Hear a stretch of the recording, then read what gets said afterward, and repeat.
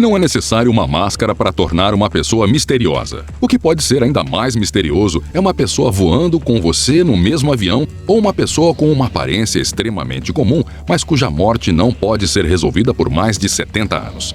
É exatamente sobre isso que vou falar hoje, sobre essas pessoas que podem ser facilmente chamadas de as mais misteriosas da história. O Homem de Somerton. A data é 1º de dezembro de 1948. O corpo de um homem desconhecido foi encontrado na praia de Somerton, em Adelaide, na Austrália. Quando a perícia e outros especialistas começaram a examinar o corpo, descobriram que era praticamente impossível aferir qualquer coisa sobre a personalidade do homem. Todas as etiquetas de suas roupas foram removidas e ele não havia documentos, muito menos carteira, e seu rosto estava bem barbeado. Não foi possível realizar a identificação nem mesmo pelos dentes. O homem, identificado como o Homem de Somerton, carregava cigarros, uma caixa de fósforo, um pacote de chicletes, uma escova de cabelo, uma passagem de ônibus e uma passagem de trem. Os médicos nunca conseguiram determinar a causa da morte e a perícia não conseguiu identificar o falecido, já que não havia nenhuma pista sequer. Os patologistas concluíram que a morte não poderia ter ocorrido por causas naturais e sugeriram envenenamento como a causa da morte, embora nenhum vestígio de substâncias tóxicas haja sido encontrado no corpo do Homem de Somerton. A investigação se encontrava em um beco sem saída. Depois de algum tempo, outro mistério surgiu. Dentro dos pertences do Homem de Somerton foi encontrado um pedaço de papel rasgado de um livro com a inscrição Taman Shud. Descobriu-se que o livro de origem desse papel era uma edição extremamente rara da coleção de poesias de Omar Khayyam. No pedaço de papel só havia 2 palavras escritas, Taman Shud, que pode ser traduzidos como acabado ou concluído. E isso só complicou a investigação. Muitos vêm tentando identificar o Homem de Somerton por mais de 70 anos, porém ninguém conseguiu ainda. Este caso é considerado um dos mistérios mais enigmáticos da história da Austrália. Dan Cooper. Em 24 de novembro de 1971, um homem embarcou em um avião que voava de Portland para Seattle e comprou uma passagem em nome de Dan Cooper. Ele carregava uma caixa preta. 8 minutos após a decolagem, Cooper entregou um bilhete à aeromoça dizendo que ele tinha uma bomba em sua mala. No começo, ela não acreditou, mas a aeromoça foi convencida quando se sentou ao lado de Cooper e pediu que ele abrisse a mala. Cooper alegou ter sequestrado o avião para pedir um resgate e exigiu $200 mil em notas de 20 não marcadas, 2 conjuntos de paraquedas e um reabastecimento em Seattle. A aeromoça repassou a mensagem aos pilotos e estes às autoridades, e eles pousaram em Seattle para reabastecer. Cooper pediu antes para ela desligar as luzes da cabine para que ele não fosse identificado por um atirador. Ele recebeu o dinheiro com paraquedas e então o próprio criminoso libertou todos os passageiros, mantendo apenas a aeromoça, a comissária de bordo e os pilotos a bordo. Após isso, o avião fez outra decolagem. Cerca de 40 minutos após a decolagem, Cooper ordenou que todo o pessoal a bordo permanecesse na cabine. Ele mesmo abriu a porta de emergência e saltou de paraquedas sobre o estado de Washington, levando todo o dinheiro consigo. Não se sabe ao certo o que aconteceu com ele após isso. Apesar do grande número de testemunhas, do autorretrato e de todo o trabalho da polícia, Dan Cooper nunca foi encontrado, mesmo depois de quase 50 anos. Em 1990, uma pilha de notas de $20 apagadas e rasgadas foi encontrada no rio Columbia, no estado de Washington. E mais tarde foi revelado que eram as mesmas notas dadas a Cooper em 1971. Essa descoberta deu motivos a crer que Cooper morreu ao pousar no rio.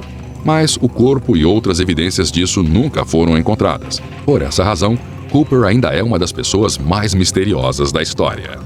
Se perguntarmos a qualquer norte-americano sobre o segredo mais misterioso dos Estados Unidos do século XX, ele certamente responderá: o assassino de John Kennedy.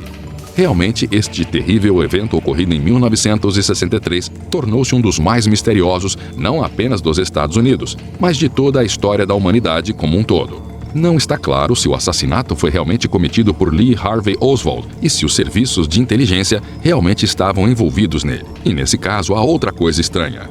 Lady Babushka. Uma mulher ficou conhecida por este apelido. Ela pode ser vista em algumas fotos tiradas no desafortunado dia da passagem da carreata do 35º presidente dos Estados Unidos em Dallas. Ela foi apelidada por Lady Babushka porque estava usando um véu parecido com os das babushkas russas. Em uma das fotos, é possível ver a Lady Babushka parada em frente à carreata e segurando uma câmera nas mãos. Muitas pessoas têm certeza de que ela conseguiu captar não Kaspar Hauser. 26 maja 1828 roku na jednej z ulic niemieckiej Norymbergi zauważono dziwnego chłopaka. Nie potrafił on wytłumaczyć, kim jest i odpowiadał na wszystkie pytania mówiąc nie wiem. W kółko powtarzał do tego słowa, których nauczył się chyba na pamięć, że chce zostać kawalerzystą jak jego ojciec. Gdy człowiek ten trafił na policję, potrafił jeszcze napisać, jak się nazywa. Kaspar Hauser. Ainda não se sabe quem era essa mulher e qual foi sua participação no terrível incidente com Kennedy. Kaspar Hauser. Em 26 de maio de 1928, rapaz estranho foi visto em uma das ruas de Nuremberg, na Alemanha. Ele não era capaz de explicar quem era e respondia não sei a todas as perguntas. Apenas repetia as únicas palavras aprendidas que queria se tornar um cavaleiro como seu pai. Quando o rapaz foi levado à polícia, ele conseguiu escrever seu nome, Kaspar Hauser. Não foi possível obter mais informações dele.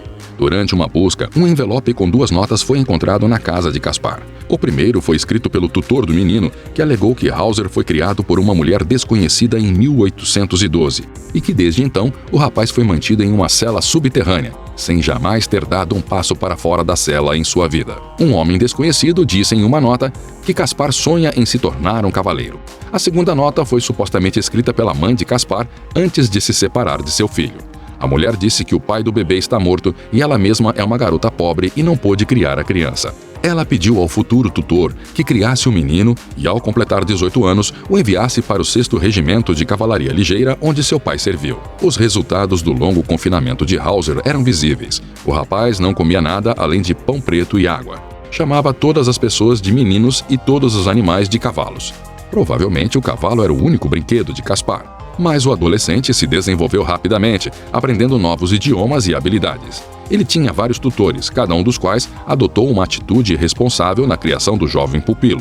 Infelizmente, nunca foi possível descobrir nada específico sobre Hauser, e em 1833 ele morreu em um ataque de uma pessoa desconhecida. Mesmo os cientistas modernos, ao examinar o DNA de Kaspar, não conseguiram estabelecer quem ele realmente era e muito menos quem eram seus pais. Monstro com 21 faces. Em maio de 1984, uma corporação japonesa de alimentos chamada Ezaki Glico enfrentou um problema. Seu presidente, Katsuhiko Ezaki, foi sequestrado em sua casa para resgate e mantido por algum tempo em um armazém abandonado, mas depois conseguiu escapar. Um pouco mais tarde, a empresa recebeu uma carta informando que os produtos estavam envenenados com cianeto de potássio e que haveriam vítimas caso todos os produtos não fossem imediatamente retirados dos mercados e armazéns de alimento. A empresa perdeu 21 milhões de dólares e 450 pessoas perderam seus empregos. O destinatário da carta era um grupo desconhecido de pessoas que adotam o pseudônimo de Monstro com 21 caras.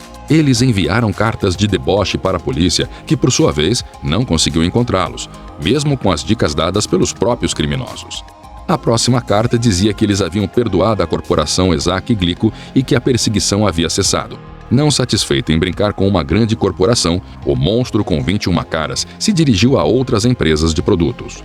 Um grupo de pessoas agiu de acordo com o mesmo cenário. Ameaçaram envenenar os produtos, porém dessa vez começaram a exigir dinheiro também. Durante uma operação de troca de dinheiro fracassada, os policiais correram atrás do suspeito, mas o criminoso, demonstrando uma boa condição física, conseguiu fugir dos policiais. Alguns dias depois, o misterioso Monstro com 21 faces mostrou uma de suas caras novamente. O jornal publicou uma carta dos criminosos, na qual eles ridicularizavam severamente toda a força policial e seu chefe, que se suicidou de vergonha. Após essa carta, ninguém mais ouviu falar do Monstro com 21 faces. E por hoje é isso, amigos. Deixem seus likes e se aprenderam algo novo, escrevam nos comentários. Até o próximo vídeo!